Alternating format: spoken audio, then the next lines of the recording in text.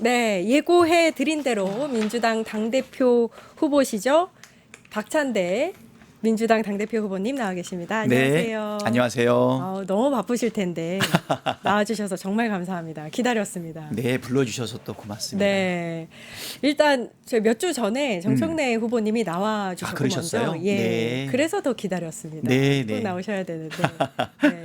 오늘 방송 많으셨나요? 오늘 두 번째입니다. 아, 두 번째세요. 네, 오마이뉴스 갔다가 네. 바로 이리 왔어요. 네. 저희 뉴스토마토에서 오마이TV에서 말씀 안 하신 거 저희에서 많이 좀 해주셨으면 좋겠습니다. 네, 네. 네, 감사합니다. 어제 TV 토론 네. 하셨었잖아요. 네, 네. 눈빛만 봐도 알 수 있다라고 이야기를 했고 정청래 후보님은 안 봐도 알 수 있다. 네, 안 보이는 기싸움이 있으셨던 것 같은데 어떠셨어요? 뭐 서로가 편안하면서도 네. 같이 내란을 극복하는 과정 속에서 전우로 동지로 쭉 같이 해왔는데 아무래도 토론의 그 자리 자체가 조금은 어색하더라고요. 사실 토론이라고 하는 것이 나의 주장을 관철하기 위해서 상대방의 주장을 사실은 또 비판도 하고 또 때로는 공격도 하고 이래야 되는데 첫 번째 토론회에서 그런지 정청래도 자기 얘기만 하고 박찬대도 자기 얘기만 하는 조금은 어색하긴 했는데 그래도 뭐 전체 대화에서 정청래만의 강점 또 박찬대만 주장하는 부분이 조금 차이는 있었던 것 같아요. 아, 그래요. 방금 강점 말씀을 하셨으니까 앞에 코너에서 박영식 에디터님이 네. 정청래 후보보다 더 나은 강점에 대해서 한번 말씀해달라고 하셨거든요. 일단은 저는 원내대표 전에 또 최고위원을 했었어요. 그래서 일단 강점은 이재명 대통령과 함께 지난 한 5년 동안을 둘도 없는 단짝으로 같이 일을 해와서 고난도 같이 겪어내고 그리고 내란도 이겨내고 대통령 파면하는 등 대선 과정에서 또 상임총괄선대위원장으로 일하면서 큰 성과를 냈기 때문에 지금 국민들이 만들어주신 이 이재명 정부의 성공을 위해서 당과 정부와 대통령실이 하나가 되는 원팀의 일을 누가 할 것인가. 국민들이 그걸 많이 기대하고 있거든요.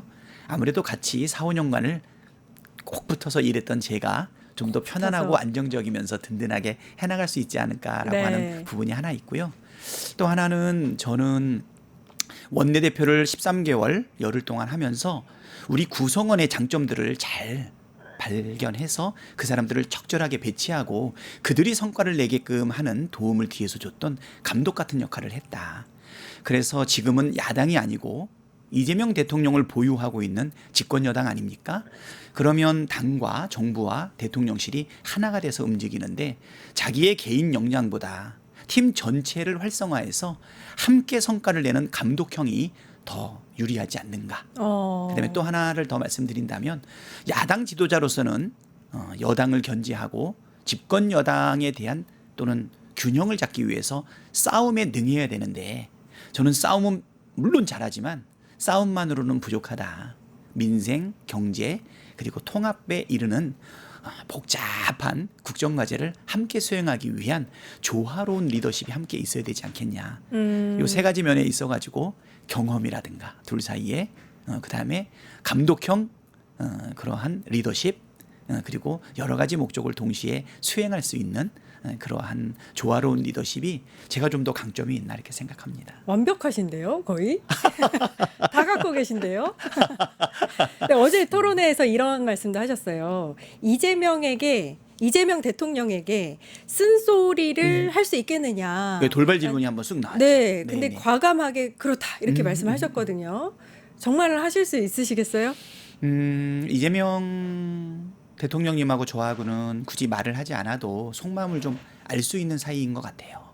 그것이 지난 4, 5년 동안 함께 죽을 고비를 많이 넘겼고 특히 이재명 대통령께서 검찰의 그 칼끝 아래서 또 단식하면서 그리고 또 때로는 우리 동료들의 날카로운 체포동의안 가결에 의해서 많이 상처를 받는 그 과정과 이겨내는 과정을 지켜봤기 때문에 그 마음속에 들어있는 것이 뭔지 사실은 이해할 수 있는 부분이 됐던 것 같거든요. 뭐 안 봐도 아는 사람은 있다고는 하지만 저는 눈빛을 보면 그 내용을 알 수 있어요. 네. 그리고 그분도 저에 대한 진정성을 알고 있기 때문에 진짜 저한테는 무장이 해제되는 편이 있거든요. 제가 비록 쓴소리를 한다 하더라도 오해하거나 섭섭해하기보다는 왜 박찬대가 나한테 이 쓴소리를 할까에 대해서 한 번 더 생각할 수 있는 정도의 신뢰관계는 구축되어 있다. 그렇기 때문에 다른 사람보다는 제가 이 쓴소리가 어떤 진정성을 가지고 있는지를 한 번 더 살펴볼 수 있기 때문에 그래서 쓴소리도 필요하면 과감하게 할 수 있고요. 그리고 지난 한 4, 5년 동안을 같이 일하면서 사실 수석 대변인으로 또 비서실장으로 또 첫 번째 당대표일 때는 최고위원으로, 두 번째 당대표일 때는 원내대표로, 그리고 두 번의 당대표 직무대행도 하지 않았습니까? 그리고 대통령 후보였을 때는 상임총괄선대위원장으로 일해서 큰 실수 없이 단 한 번의 전략 실패도 없이 결국은 모든 것을 이겨내고 성취했던 경험이 있기 때문에 서로에 대한 신뢰 자산은 풍부하다. 신뢰를 기반으로 한 쓴소리가 사실 사람을 움직일 수 있지 않겠습니까? 물론 훌륭한 사람들은 비판을 가지고도 사실은 자기를 돌아보고 개선할 수 있겠지만 그래도 신뢰와 믿음을 기초로 하는 쓴소리가 할 수 있는 사이는 둘 사이에 믿음과 신뢰의 관계 아닌가 이렇게 생각이 되어서요. 다른 사람들은 쓴소리를 어떻게 할지 모르겠지만 저는 할 수 있다. 필요하면. 지금 말씀하시는 중에 그 최고위 회의 때 모습이 떠올랐었는데 네. 이재명 이제 대통령님께서 당대표 시절에 네. 우측에는 김민석 네. 지금의 총리님 계시고 네, 네. 예, 좌측에는 원내대표이셨던 후보님이 계셨잖아요. 네, 그랬습니다. 예, 그 장면이 떠오르네요. 계속 그렇게 맞춰갔었다는. 사실 당정대라고 하면 당은 당대표고 정부는 총리 아니겠습니까? 그리고 대통령 이렇게 되어 있는데 우리가 2기 대표부일 때 당대표 이재명, 그다음에 수석 최고위원 김민석, 그리고 원내대표 박찬대인데 당대표는 대통령이 되셨고 최고위원은 총리가 되셨고 저는 이제 뭐가 돼야 될까? 그래서 당정대 원팀의 경험과 성과를 가지고 있는 제가 그래도 좀 더 안정적이고 든든하게 할 수 있지 않을까. 예. 그런 연상을 많이 갖고 있습니다.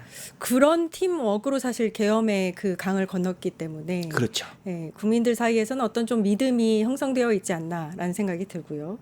아까 이제 쓴소리 말씀을 하셨고 되게 긴 시간 동안 합을 맞춰 오셨다고 말씀하셨으니까 혹시 이재명 대통령님하고의 그런 이제 조언이라든지 쓴소리를 했던 그런 에피소드 있으시면 하나 얘기해 주시죠. 사실은 제가 대통령님의 뜻을 끝까지 버티면서 관철했던 정도 있었어요. 어떤 건가요?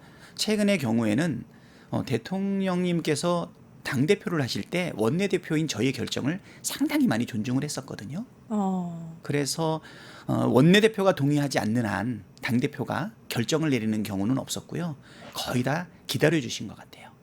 근데 한 번은 당대표의 마음을 알고 제가 양보한 적도 있었는데 제가 쓴소리하고 관철했던 거는 뭐가 있었냐면 우리 이번에 대선 경선 과정 있지 않았습니까? 예. 그 경선 과정의 일반적인 룰은 권리당원 50%에 여론조사 50%로 보통 당내 경선을 거의 다 하거든요.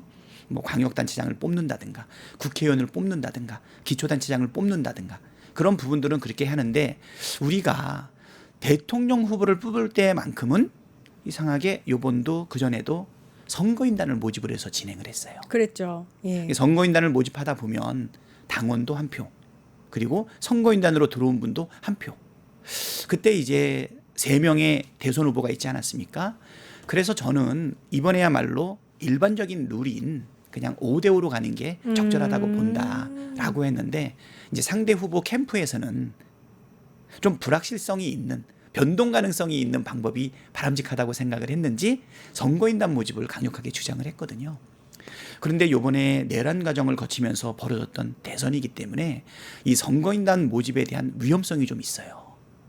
예를 들어서 그렇죠. 극우 집단이라든가 네. 또는 사이비 종교 집단이라든가 역투표 이런 그렇죠. 게. 극우 단체들 네. 이런 역투표의 가능성이 어느 때보다도 개연성이 굉장히 높았거든요. 그 수는 수십만 명에서 100여만 명까지 갈 수도 있는 그런 상황이라 사실 경선 방법에 따라서 후보가 바뀔 수 있는 유의미한 차이가 있다면 어떤 거를 선택할 건지 가치 판단이나 할 텐데 사실 이번에 후보는 압도적으로 이재명이었거든요. 근데 이제 우리 이재명 후보께서는 모든 사람을 포용하겠다는 마음으로 양보를 많이 하려고 했는데 저는 그렇게 양보한다 그래서 후보가 바뀔 가능성은 없지만 그 방법을 만약에 하게 된다 그러면 당이 큰 내홍에 빠질 가능성이 있고 그 경선 과정에서 큰 혼란이 있을 수 있다라는 생각으로 제가 끝까지 5대5를 관철을 했던 적이 있어요. 그러니까 그런 것들은 어떻게 보면 일종의 쓴소리죠. 그게 의원님의 아이디어였군요. 그때 저를 제외하고 우리 모든 사람들이 대표님의 뜻을 존중해서 선거인단 모집으로 하자라고 했는데 당원들 전체가 반대했고요. 선거룰을 결정하고 있는 TF도 반대를 했고요. 최고위원들도 다 반대했거든요.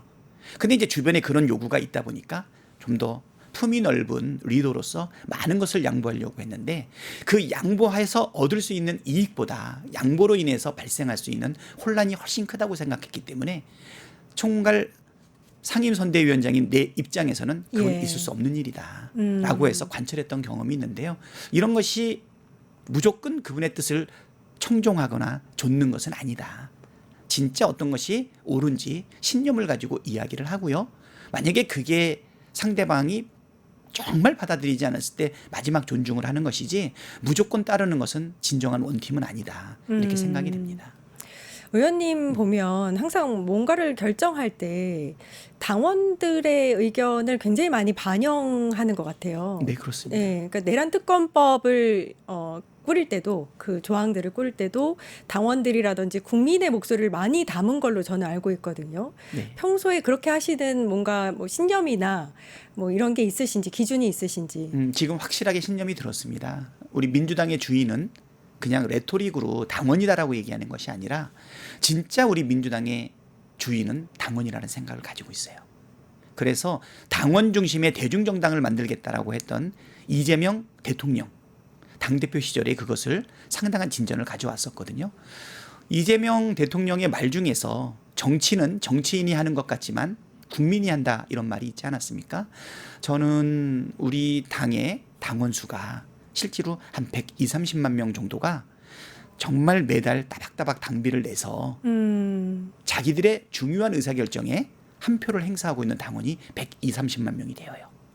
민주주의 국가 중에서 이런 당원을 가지고 있는 그런 정당은 없습니다. 없죠. 예. 그런 당원이 있는 나라도 없습니다. 우리 이러한 당원이 기초가 됐기 때문에 사실 우리가 이번에 내랑의 강도 넘어서고 대선에서도 이기지 않았나 이 생각이 듭니다. 저는 개인적으로 제가 정치하게 된 가장 결정적인 삶의 변화를 가져왔던 사건은 노무현 대통령의 노제였어요. 그분이 그렇게 가시고 난 다음에 2009년 5월 말에 서울시청 앞에서 노제가 있었거든요. 거기에 참석했던 저는 굉장한 각성과 함께 아주 복잡한 심정을 가지고 집으로 돌아왔는데 그때 내 뇌리에 남았던 말은 깨어있는 시민의 조직된 힘이 민주주의 최후의 보루다. 이런 말이 있어서 그 이후부터 시민이 뭔지 조직된 힘인지 뭔지를 찾기 위해서 시민단체를 찾아다녔어요. 거리로 광장으로. 그런데 재작년인가 부산에 당원대회를 가서 딱 깨달았습니다. 그 깨어있는 조직 시민의 조직된 힘은 그 파랑새는 바로 우리 민주당의 처마 밑에 있다는 것을 알게 된 것이죠. 우리 민주당의 120, 30만 명의 자기의 권리를 주장하고 주요한 의사결정에 참여하는 당원이 바로 깨어있는 시민의 조직된 힘이고 지금은 우리 민주당의 권리당의 형태로 있다 이렇게 보고 있거든요. 그래서 지금 아까 말씀하신 것처럼 좀 장황하기는 하지만 중요한 결정이 있다 그러면 우리 당원들의 목소리를 충분히 듣죠. 그래서 제가 어제 그제 정치 개혁과 그다음에 당원 주권 강화를 위한 10대 공약을 발표를 했는데요. 거기 보면 실질적으로 당원들의 권한을 높이는 개혁 법안들을 많이 내놨습니다. 10대 개혁안 말씀을 하셨으니까 네네. 국회의원 국민 소환제 이게 반응이 굉장히 뜨겁습니다. 여러 가지 이야기들이 나오고 있고요. 일부에서는 이제 그런 일은 없어야겠지만 여당의 독이 될 수도 있다. 이런 의견도 나오고 그렇지만 개혁은 필요하다. 이런 의견도 있거든요. 어떻게 보세요? 그렇죠. 국회의원 국민 소환제가 국민의 힘당한테만 적용된다는 것은 사실 개혁이 아니죠. 네. 나쁘게 말하면 탄압이라고 쪽에서 주장할 수 있겠죠. 개혁의 칼은 누구도 피할 수가 없다. 또 이재명 대통령이 이런 말을 했습니다. 개혁이라고 하는 것은 우리가 여당이 아닐 때 대비해서 여당일 때도 적용해야 되는 것 아니겠는가. 사실 검찰 개혁에 대한 이야기가 늘 있었지만 야당일 때만 주장을 한다면 여당이 된 우리가 검찰을 도구로 쓸 수 있는데 왜 또 개혁을 한다고 하겠습니까? 사실 검찰의 무소불위한 수사권과 기소권 그 두 개를 정권이 이용을 하다 보면 사실 자기 칼에 자기가 다치는 것 아니겠습니까? 저는 국회의원 국민 소환제는 우리가 여당일 때만 적용되는 것이 아니고 또 우리가 야당일 때만 적용되는 것이 아니고 누구라도 주권자인 국민이 사실 우리가 선출한 국회의원이 제 역할을 하지 못한다면 심지어 내란에 가담하고 폭동을 유발한다든가 민주 질서를 해치고 있는 국회의원에 대해서도 투표 때까지 마냥 기다릴 수 있는가.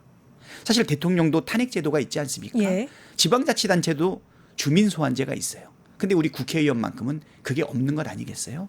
저번에 서부지법 폭동이 있을 때도 그거를 조장했다라고 하는 의혹이 있는 국회의원에 대해서 주권자들이 아무 역할도 못했거든요. 그리고 이번에 국힘당에서도 내란 잔당이라고 하는 비난이 그렇게 있는데도 불구하고 혁신안이 받아들여지지 않고 있지 않습니까? 오죽하면 윤희숙 혁신위원장이 4명을 콕 찍어서 거취를 밝혀라 이렇게 얘기하지 않았습니까? 근데 그분들만 있나요? 계엄을 해제를 당연히 입법부에서 해야 되는데 그거를 막았던 그 당시의 원내대표들 비대위원장은 해당이 안 되겠습니까? 그리고 내란의 주동자였던 윤석열, 김건희 그리고 김용현 국방부 장관 이런 사람들까지도 다 같이 적용할 수 있어야 개혁이다. 저는 그렇게 생각합니다. 예. 그러니까 이게 이해가 되실지 모르겠는데 윤석열 대통령 선출 당시에도 뭐 잘못하면 탄핵하면 되지 이렇게 얘기했는데 결국에는 이 사달이 난 거잖아요. 글쎄요. 누가 네. 윤석열을 찍어주면서 윤석열이 잘못하면 탄핵하면 되지 이렇게 얘기한 사람이 있나요? 뭐 그러니까요. 여기 일단 원고에 그렇게 저도 이해가 잘 안 되긴 하는데 그러니까 이런 얘기인 것 같아요. 일단 뽑고 나면 우리 유권자들이 뽑고 나서 이제 직을 주고 나면 그 다음에 할 수 있는 일이 아무것도 없는데 국민 소환제를 통해서 아까처럼 국민의힘에서 계엄 때 동조했던 그런 국회의원들이라든지 탄핵을 반대했던 국회의원들에 대해서 국민이 어떤 처벌이라고는 할 수는 없지만 뭔가를 할 수 있는 장치 정도는 필요하다. 이렇게 이해하면 되겠죠. 그렇죠. 이거는 우리를 겨누고 우리한테도 불리할 수 있지만 바로 국민 주권 시대 때 꼭 필요한 장치다. 왜 국회의원만 예외여야 되냐라고 하는 부분이죠. 하지만 국회의원이 국회의원의 목을 겨눌 수 있는 국민 주권에 힘을 실어주는 거에 대해서 사실 그동안 유야무야했지만 이제는 가능하다. 왜? 내란 상황에서 내란에 동조하고 내란 잔당이라고 하는 비판을 받으면서도 국회의원 배지가 유지되고 있지 않습니까? 국민의 혈세가 투입되고 있지 않습니까?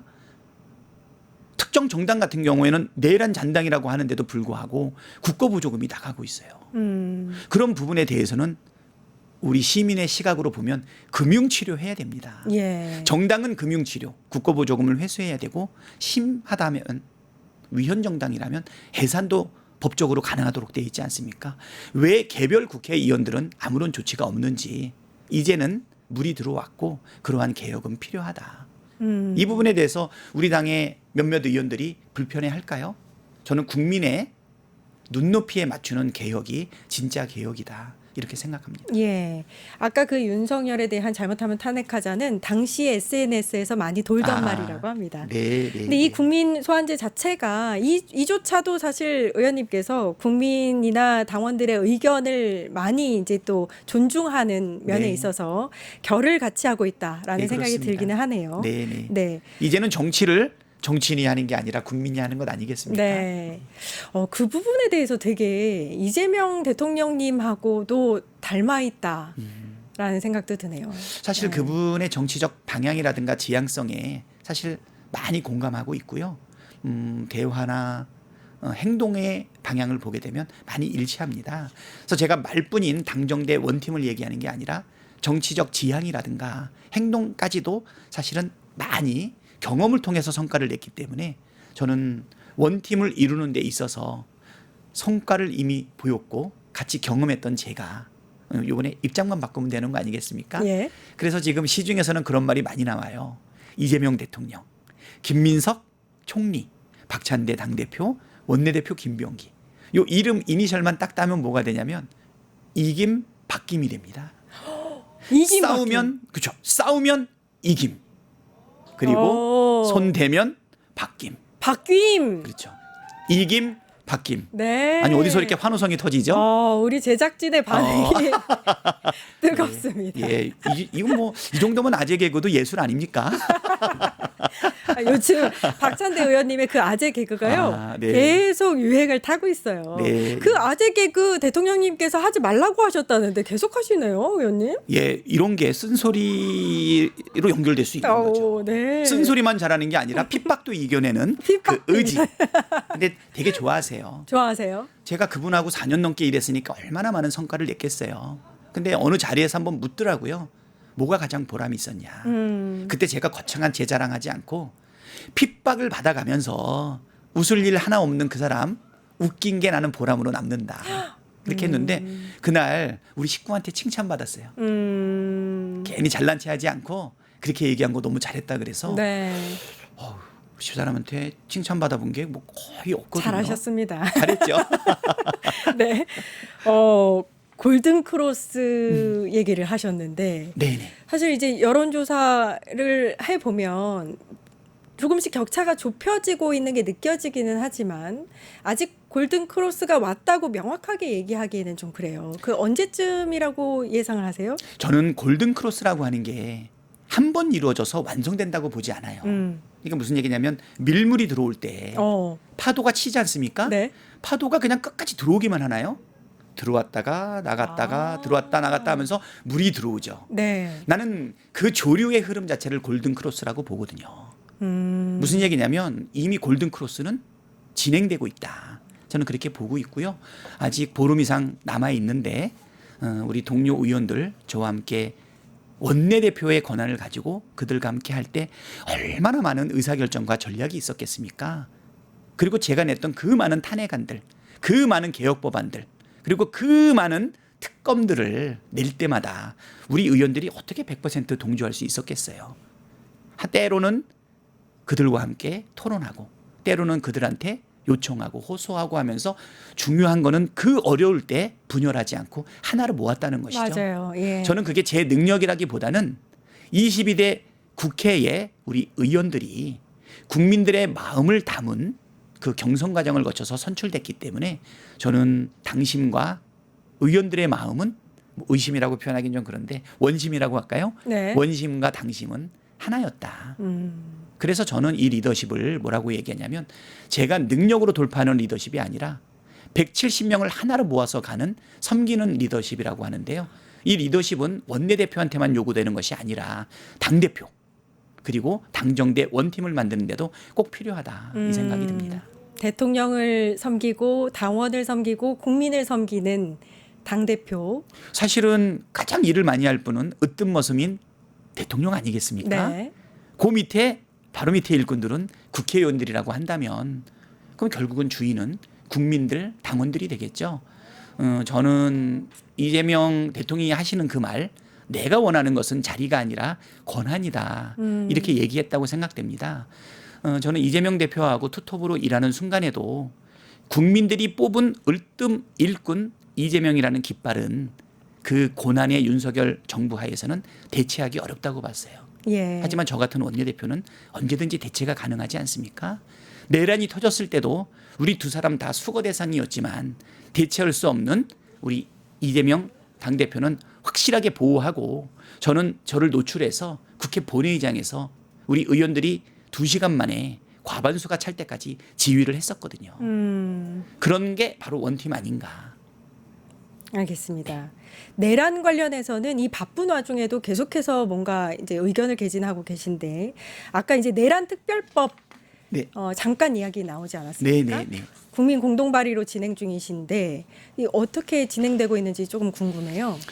지금 제가 하루 만에 115명의 공동 발의자를 모았어요. 네. 그것은 우리 당 플러스 다른 개혁 야당에서 얼마나 내란을 빨리 종식해야 되냐라고 하는 부분에 대해서 큰 합의가 이루어졌다고 봅니다. 거기에 내용은 크게 6가지 정도가 있는데 이게 다 내란을 겪었던 우리 국민들이 요구했던 목소리를 하나로 모았다는 것이죠. 너무너무 국민들이 좋아하세요. 맞아요. 이 예. 내란은 44년, 45년 만에 발생한 것 아닙니까? 다시는 이 내란이 대한민국에서 일어나는 것은 불가능하게 만들기 위해서 첫 번째 냈던 게 뭐냐면 사면 불가. 필요합니다. 그렇죠. 전두환 죽을 그러니까요. 때까지 사죄하지 않았죠. 예. 사면 불가. 이거 제 아이디어가 아니에요. 국민들이 요구한 거 아닙니까? 그리고 아직도 내란 잔당 소리를 들으면서 혁신을 거부하고 아직도 도로 친윤당이 됐던 그들, 만약에 내란에 종사했거나 적극적으로 지도부가 관여한 게 드러난다면 국민의 혈세인 국고보조금을 계속 투입할 수 있을까요?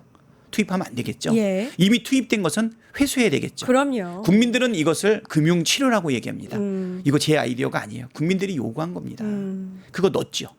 그리고 우리가 특검을 제가 3개를 동시에 발족하지 않았습니까? 예. 내란 특검, 김건희 특검, 최혜병 특검. 많은 사람들이 어떻게 3개를 동시에 할 수 있냐라고 했는데 제가 딱 6월 5일인가 정도, 10일인가 정도에 이거를 통과시켰거든요. 제 임기가 13일까지였어요. 마지막으로 이거를 던졌던 이유는 뭐냐면 해보고 나니까 서로 특검을 지원하셨습니다.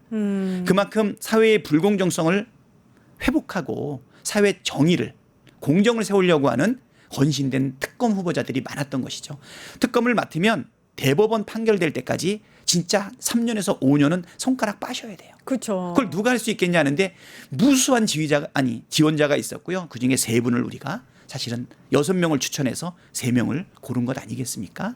그래서 이 특검이 경쟁적으로 그동안 감춰져 있었던, 그렇지만 우리가 캐고 싶었던 의혹들을 경쟁적으로 지금 캐고 있어요. 맞아요. 맞아요. 그다음에 개혁 법안도 우리가 검찰개혁, 언론개혁, 사법개혁 한다고 하지 않았습니까? 예.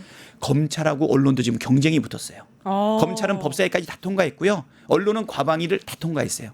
이제 법사위하고 본회의에서 이제 경쟁을 하도록 되어 있습니다. 남아있는 거는 사법개혁이에요. 그래서 사법개혁은 사실은 대법관을 증원한다든가 아니면 판사들의 이 좌대를 낮춘다든가 그다음에 국민참여재판을 높인다든가 그리고 이거는 좀 더 신중하게 검토해야 되겠지만 그 재판에 대해서 사실 헌법 소원을 대상으로 할 것인가 뭐 이런 여러 가지 사법개혁과 관련된 안은 국민의 의견을 조금 더 수렴해야 되기 때문에 올 연말까지는 성과를 낼 거라고 보고요. 언론개혁하고 그다음에 검찰개혁은 8월 달에도 가능합니다. 9월 달이면 넉넉하고요. 예. 우리 민족의 명절인 10월 달이면 이미 법적으로 해체된 검찰청 얘기를 하면서 보름달을 볼 수 있을 거라고 생각이 되거든요.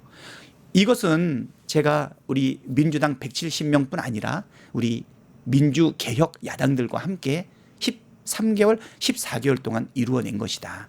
마지막으로 내란 종식 특별법은 이것을 빨리 뿌리 뽑고 종식하기 위해서 만들어낸 거고요. 그리고 이제 사법 개혁으로 들어가기 전에 우리 지기현 판사라든가 조희대 대법원장의 좀 황당한 그렇죠. 사법 개입, 네. 그다음에 선거 개입에 대해서 이거는 국민 앞에서 따져 물어야 된다. 특히 내란과 관련해서는 공수처의 수사 그리고 기소 재판이 진행되고 있는데 철저하게 비공개로 가고 있지 않습니까? 예.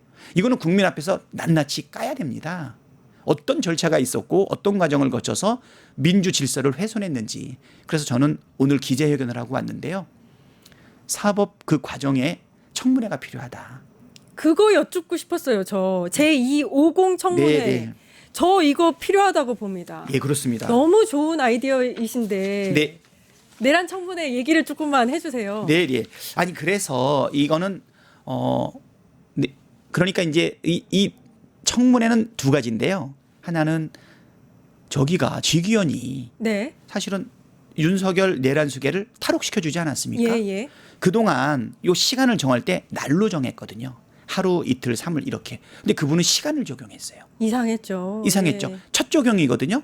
근데 그런 요구는 있었어요. 시간으로 해야 되는 것 아니냐. 근데 왜 하필 윤석열이냐 그렇죠. 이 왜 그런데 말이잖아요. 하필이면 윤석열이냐는 예. 거죠. 지기현 판사가 어떤 과정을 통해서 그렇게 황당한 첫 사례를 만들어냈는지 청문을 통해서 그분의 변명을 듣고 싶은 거죠. 국민의 눈높이에 맞는 결정이었는지.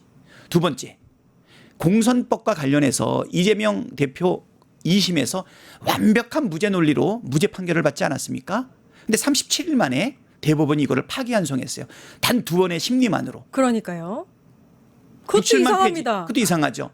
왜 대법원장이 이렇게 적극적으로 전원 합의체에 회부해가지고 전격적으로 이것을 결정했을까? 그것도 4월 4일 윤석열은 이미 파면된 후고 대선이 진행되고 있는데 이것도 그렇지 않습니까? 네. 이거야말로 법 왜곡에 해당되는 것 아닌가. 부당한 선거 개입 아닌가. 이것도 국민의 눈높이 안에서 검토해 봐야 된다. 청문회. 이것이 바로 청문회죠. 그래서 네. 조희대 직위원. 직위원에 대한 청문회. 청문회가 필요하다. 아. 그다음에 또 하나 감사원 해야죠. 해야 되겠죠. 네. 황당하지 않습니까? 황당하죠. 감사원도. 예, 유병호하고 네. 그다음에 최재해. 왜 감사원이 윤석열의 아니 똘만이었어요, 윤석열의. 예, 그렇습니다. 여기도 해야 됩니다. 그래서 아, 너무 답답했어요. 예, 이 두 가지에 대해서는 5공화국 우리 청문회 있지 않았습니까? 네. 제2의 5공화국 같은 청문회를 반드시 열어야 된다. 아이, 누가 잘 싸웁니까? 원내대표 때도 잘 싸웠고 다 성공시켰지만 원내대표를 그만두고 당대표로 가는 이 바쁜 전당대회, 그것도 6월 23일 날 처음으로 출마 선언을 해서 누구보다도 급한 제가 이 와중에도 싸우고 있지 않습니까? 네. 싸움과 일하는 거는 구별되지 않는다. 우리는 싸우면서 일하고 일하면서 싸운다. 와. 대통령은 일하시라. 당대표는 싸운다. 저는 그거 아닙니다. 싸울 때는 같이 싸우고 일할 때는 같이 싸운다. 이게 네. 진정한 저는 원팀이라고 생각합니다. 한번 따져볼까요? 원내대표 관두기 바로 직전에 3특검을 전략적으로 그렇죠. 올려가지고 통과시켰죠. 당연히 우리 대통령은 이 부분에 대해서 거부하지 않겠죠. 그 다음에 내란 종식 특별법을 내가지고서 내란을 완전히 뿌리 뽑는데 그 아이디어들은 다 국민이 주신 거 아니겠습니까? 거기다가 개혁도 지금 언론개혁과 검찰개혁은 경쟁적이고요. 8월달 9월달에 완성할 수 있습니다. 그리고 사법개혁 남지 않았습니까? 네. 연말까지 마무리해야 되겠죠. 그 전에 청문회 2개 하자는 겁니다. 국정감사도 지금 안 2개를 올렸습니다. 지금 뭐 지금 막 시민들이 막 외치는 소리가 들리네요. 박찬대 화이팅이라고. 정말 저 잘 싸웁니다. 네. 싸워서 한 번도 진 적이 없고요. 원내대표가 돼서 1년 1개월 그리고 10일 동안 그 무수히 많은 원내 전략들을 단 한 번의 실패도 없이 다 성공했고요. 실수할 뻔했는데 하늘이 도운 경우도 있습니다. 제가 가장 아찔했던 순간은 언제냐면 4월 4일 날 대통령 파면을 받아냈는데 조희대 대법원에서 파기환송한 거예요. 그렇죠. 특검법이 여러 번 거부권을 당해서 어떻게 하면 국힘당 몇 사람이라도 꼬셔볼까. 그래서 200석 원 한번 넘겨볼까. 김건희 특검 198표까지 간 적이 있었죠. 예. 얼마나 쫄았겠어요. 넉넉하게 하기 위해서 그러면 특검을 우리 야당만이 아니라 3자가 제안하면 어떨까. 그때 많은 사람들이 뭐라고 얘기했냐면 윤석열이 임명했지만 그래도 조희대는 괜찮다 이런 말이 있었어요. 아니랬어요. 좀. 그래서 아시죠 그 내용. 조희대가 2명을 추천하는 안을 올렸어요. 어떻게 됐을까요? 국힘당도 조희대를 못 믿어가지고 부결시켰습니다. 네. 만약에 그때 통과됐다면 그러면 특검 하나는 무력화될 수도 있었죠. 그러니까요. 그래서 제가 깨달은 것은 뭐냐면 선의의 기초에서 막연한 기대감과 낙관으로 일 처리하면 안 된다. 발생할 수 있는 0.1%까지 찾아내서 완벽하게 그 가능성을 제거하는 것이 시스템이다.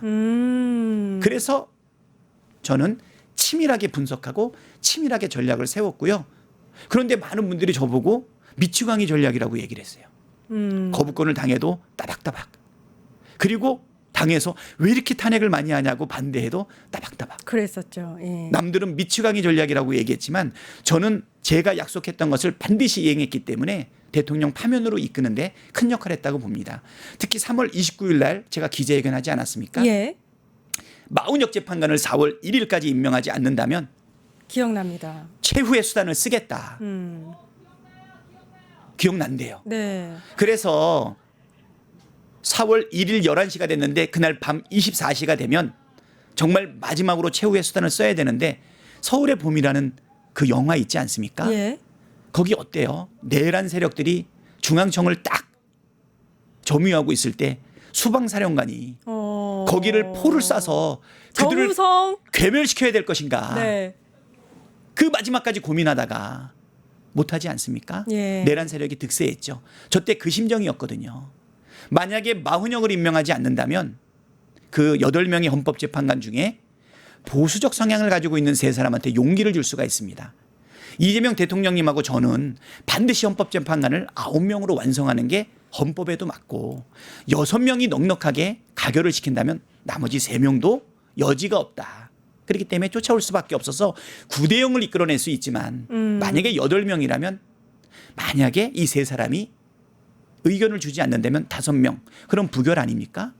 그래서 저희는 그것까지 철저하게 준비를 했는데 결국은 제가 따박따박 했던 모든 싸움의 약속을 지켰기 때문에 윤석열 탄핵, 한덕수 헌법재판관 임명해라. 안 했으니까 탄핵. 이창수 중앙지검장을 포함한 3명의 검사 김건희에 대한 명품백과 도이치모터스 그거 불기소하지 않았습니까? 예. 무혐의로 그분들 탄핵. 따박 욕먹어가면서 국민의 눈높이에서 탄핵했던 그것이 야 박찬대는 미쳤나 봐. 말을 하면 반드시 지키네. 그게 먹혔기 때문에 결국은 4월 4일 날 대통령 파면을 이끄는데 그래도 제가 공헌하지 않았나 이 생각이 들거든요. 네. 지난 이 계엄의 밤부터 지금까지의 그 리더십을 이렇게 쭉 정리를 해주셨는데 정말 그 굴곡마다 이렇게 흔들리지 않고 굉장한 추진력으로 그 위기를 돌파하셨다. 이런 생각이 들기는 하네요. 예. 저는 그래서 사실 제일 고민은 그거였어요. 원내대표를 나가기 전에 뭘 고민했냐면 혹시 고독한 결단의 순간이 많다면 내가 그 고독한 결단을 감당할 수 있을까? 또 감당하더라도 옳은 결정이었을까? 또 옳은 결정이라도 반드시 선한 의도가 선한 결과로 이어지는 건 아니기 때문에 내가 그 무게감을 이길 수 있을까 걱정을 했는데 전 원내대표 중에 한 사람이 용기를 주시더라고요. 그 고독한 결정에 함께 힘을 실어준 동지들은 분명히 있다. 아무리 짧은 시간이라도 함께 논의할 수 있다. 거기에 용기를 가지고 진행을 했고요. 실질적으로 국민의 눈높이에 맞춘 그 결정들이 좌고우면하지 않았을 때 사실 성과로 이어졌다 이렇게 보고요. 지금은 그때보다 여건이 얼마나 좋습니까? 대통령께서 30일 동안 국정을 하시고 기자회견을 했죠. 그때 사람들이 칭찬했는데 저는 되게 안쓰러웠어요. 그때까지 국무총리가 있었습니까? 내각이 있었습니까? 다 전 정부에서 넘어왔던 사람들 대통령 혼자서 취임하자마자 며칠 만에 G7에 가고 또 30일 만에 추경 통과시키고 상법 개정안 밀어서 붙이고 예. 이 결과로 주가지수 2,600에서 3,200까지 올려놓지 않았습니까? 너무 잘하고 환율은 계십니다. 떨어지지 않았습니까? 예. 국민들이 일하는 대통령 보지 않았습니까? 엊그제 영남의 지지율을 보니까 60% 가까이 나오더라고요. 제가 험지인 그 영남, 강원도 그리고 충청도 거기를 20일 동안 돌아다녔는데 경북은요 23%에서 25%로 올렸고 대구에서는 21%에서 23%, 대통령과 저의 고향인 안동에서는 29%에서 30% 조금 넘게 그렇게밖에 우리가 못했어요. 그런데 이번에 우리 대통령께서 56점 몇 퍼센트, 57, 8% 거의 60% 가까이 있었던 것은 대선 때 그 숫자보다 두세 배 되는 지지율 아닙니까? 희망이 보이는 거죠. 능력을 인정하신 거네요. 영남도 무조건 민주당을 반대하고 영남도 무조건 국힘당을 지지하는 결과를 그동안 보여줬지만 그들의 마음속에서 진작 바라는 것은 뭐냐면 열심히 일하는 대통령, 국민들의 삶을 변화시킬 수 있는 정치력, 우리의 아이들의 미래를 열어줄 수 있다는 희망, 그리고 우리 민족의 꿈인 한반도의 평화, 여기에 대해서 희망을 보고 있다는 것이죠. 그런데 위험합니다. 한 달 동안 우리가 경제의 펀더멘탈을 바꾼 게 아니지 않습니까? 예. 한반도의 안보 상황 바꾸지 못했지 않습니까? 민생 경제에 이제 추경 막 들어갔으니까 성과 내려면 시간이 있지 않습니까? 그 기대감과 신뢰의 자산으로 이렇게 좋은 시그널들을 보이고 있지만 우리가 성공하지 않으면 다시 흔들립니다. 그래서 당과 정부와 그리고 대통령실이 하나가 돼야 됩니다. 지금 이제 김민석 총리가 투입됐죠. 네. 자기는 새벽 총리가 되겠다. 새벽부터 일하겠다. 멋지지 의원님은? 않습니까? 저는 6시간짜리 당대표가 되겠다. 그게 뭐예요? 이재명 대통령께서 하루가 30시간이었으면 좋겠다. 네. 이렇게 얘기하는데 어떻게 24시간을 넘을 수 있겠어요? 아. 그 6시간을 내가 채우겠다. 그리고 소름. 또 하나. 그리고 이거는 할 만한 일이에요. 네. 검찰의 무수한 그 화살 376번에 제가 센 것만 압수수색. 일주일에 5번, 6번 나가는 그 재판정. 그리고 심지어 동료 의원들의 가결표에 의해서 통과됐던 그랬었죠. 체포동의안. 그리고 23일간의 단식. 가덕도에서 당했던 그 테러.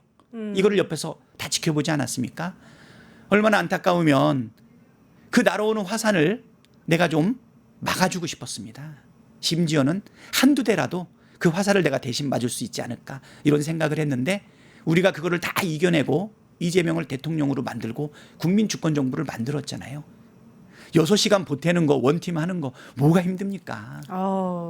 저번에 원내대표 뽑는데 그 후보가 둘이 딱 있어요. 네. 그게 6월 13일이거든요. 네. 제가 1년 1개월 여론의 원내대표 당대표 직무대행 내려놓으면서 이런 얘기했습니다. 살아서 원내대표 임기를 마치는 것이 정말 하느님과 국민들 앞에 감사하다. 애쓰셨습니다. 정말. 그리고 여러분들 떨립니까? 떨린대요. 뭐가 떨립니까? 죽고 사는 것도 아닌데. 이미 우리는 정권을 교체하고 국민주권정부 만들지 않았습니까? 둘 중에 한 분은 원내대표가 될 거고 또 그분은 다음에 도전을 할 수 있지 않습니까? 저도 그렇습니다. 이번에 제가 당대표가 되더라도 우리 정청래 후보하고는 사이좋은 친구로 계속 남을 거고요. 서로가 미래를 향해서 우리 국민을 행복하기 위한 단합된 민주당을 만들 수 있으니 얼마나 좋습니까? 기대가 됩니다. 저희 지금 댓글창이요. 여기 매불쇼인 줄 알았어요. 댓글이 엄청나게 많이 올라오는데 함께 보고 계시는 우리 이제 구독자님들께 마지막으로 한 말씀 하시고 네. 보내드리기 싫지만 네. 보내드려야 될 것 같습니다. 지금 아재 개그가 떠올랐습니다. 네, 해주세요. 대의원표 중요하죠? 네. 대의원들이 저를 좋아합니다. 저도 대의원이거든요. 박찬 대의원. 댓글이 난리가 나지 않습니까? 네. 댓글은 뭐냐면 박찬 대를 지지하는 사이시옷을 넣어서 댓글. 당연히 댓글이 압도적이죠. 지금 보면 각종 인터넷 커뮤니티라든가 아니면 이런 유튜브 방송을 할 때 심지어 상대 후보를 지지하는 그 채널에 나가도 댓글은 제가 압도적입니다. 왜? 댓글이니까. 박찬 댓글. 네. 박찬 댓글. 알겠습니다. 좀 실패했나요? 웃어드려야 되는데 제가 웃으면 됩니다. 못 웃어드려서. 그래도 저는 아재 개그를 좋아합니다. 네. 아재 개그는 진등순으로 먼저 웃습니다. 웃을 걸. 웃었어야 되는데. 우리 이재명 대통령께서 최고위원회에서 제가 던지는 아재 개그에 가장 먼저 반응합니다. 네. 딱 웃으면서 자부심을 느낍니다. 역시 내가 첫 번째야. 네. 그래놓고 나서 나를 긴장하게 만든 박찬대가 원망스러운 거죠. 언제까지 저 사람 입을 집중해서 내가 1등인 걸 보여줘야 되는가. 자부심과 함께 핀잔이 같이 있습니다. 근데 얼굴 표정 보셨죠? 네. 진짜 빵 터집니다. 네, 맞아요. 저도 많이 봤어요. 그래서 그 핍박을 이겨내면서 하고 있는 겁니다. 계속 열심히 잘 아재 개그를. 근데 이제 그만해야 될 것 같아요. 네. 또 갑자기 왜요? 아니 사실은 어떤 핍박이 있었냐면 네. 이제 아재 개그 좀 그만했으면 좋겠다. 진지하게 얘기하더라고요. 근데 계속 하고 계시잖아요. 네, 사람이 금방 바뀌나요? 근데 저는 좋습니다. 근데 한 3번째 그 얘기 하시길래 네. 진심입니까? 그랬더니 그렇다고. 왜요? 그랬더니 최고위원 중에 한 명일 때는 좀 편안해도 되는데 원내대표가 되면 사람들의 기대가 있지 않냐. 무게감이 있어야 되지 않냐. 그래서 좀 절제가 필요하다 이렇게 얘기하더라고요. 근데 그 좋은 소리도 한 3번쯤 들으니까 저도 부하가 나더라고요. 작정하고 여쭙습니다. 대표님은 언제부터 점잖아지셨습니까? 쓴소리인데요? 그랬더니 대표님께서 씩 웃으면서 나도 대표 되면서부터. 그래서 제가 대표가 되면 우리 이재명 대통령님만큼 점잖아지진 않겠지만 그분도 옛날에는 사실 되게 명랑했어요. 근데 이제 악의적인 악마의 편집을 통해서 그 명랑하고 그다음에 유쾌한 모습을 막 가볍게 편집해서 보여서 받았던 아픔이 좀 있죠. 저를 아끼기 때문에 아마 그런 조언을 한 것 같은데 저는 아마 핍박을 이겨내면서 그래도 꾸준히 구사하지 않을까. 네. 우리 한국노총의 우리 김동명 위원장님 수염도 이렇게 있고 멋지지 않습니까? 예. 그분이 아재 개그의 아주 대가세요. 둘이 만나면 맥주 한잔 마시면서 배틀을 합니다. 네. 호각지세인데요. 네. 저번에는 단식한다 그래서 제가 갔는데 저한테 진지하게 얘기하시더라고요. 뭐라고요? 더 많은 권한이 생겨도 유머를 잃으면 안 됩니다. 딱 그러더라고요. 그분은 저를 알아주시는 거죠. 네. 저도 그분을 아유. 인정합니다. 저도 인정합니다. 재밌어요. 좋아요. 네.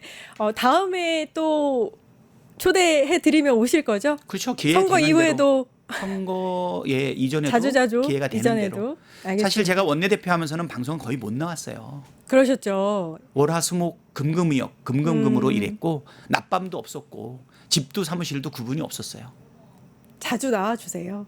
예, 이제 그렇게 하겠습니다. 이제 당 대표가 되면 원내대표 김병기 우리 선배님한테 모든 일을 많이 위임하고 저는 이제 대외 활동 위주로 하려고요. 뉴스토마토 고정 출연하시는 걸. 박찬 대외 활동.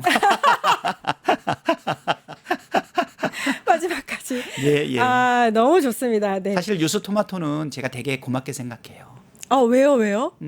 윤석열의 그 무도한 전국에서 뉴스토마토와 함께 사실 풀어갔던 것들이 많이 있어요. 그랬잖아요. 그죠? 네, 서로 정보도 공유 많이 하고 네. 그리고 우리도 공헌하고 유스토마토도 같이 했기 때문에 그때 유스토마토가 다른 모든 언론 매체에 비해서 먼저 선제적으로 핍박을 이겨내면서 싸웠던 그 기억을 제가 가지고 있거든요. 그래서 오늘 유스토마토에 나왔죠. 저희 100만 앞두고 있어요. 빨리 통과했으면 좋겠네요. 어제 제가 스픽스 딱 나갔는데 그날 150만 돌파했습니다. 정말요? 오늘 자. 딱 나오셨는데 100만 되는 건가요? 자, 빨리 구독, 좋아요, 알림 빨리 설정해 주시기 바라고요. 여기도 슈퍼챗 받나요? 오늘 많이 들어왔어요. 많이 주셨어요. 예, 제가 나가면요 슈퍼챗이 막 들어옵니다. 자주 어제 나오세요. 어제 이동영 TV도 슈퍼챗 엄청나게 네. 들어왔다 그러더라고요. 다른 채널 얘기 자꾸 하지 마시고. 예. 뉴스토마토. 뉴스토마토 자 100만 빨리 돌파하고 150만까지 가기를 기원드리도록 하겠습니다. 지금 빨리 우리 들어오시는 동족분들은 전부 다 좋아요, 구독, 알림 설정해 주시고요. 슈퍼챗 보낼 때마다 박찬대 때문에 보냈다 꼭 적어주시기 바랍니다. 아이 좋아. 네, 여기까지 하겠습니다. 이제 보내드려야죠. 네. 박찬대 민주당 당대표 후보님이셨습니다. 감사합니다. 다음에는 후보 띄고 만나겠습니다. 자, 기호 2번. 감사합니다. 네, 감사합니다.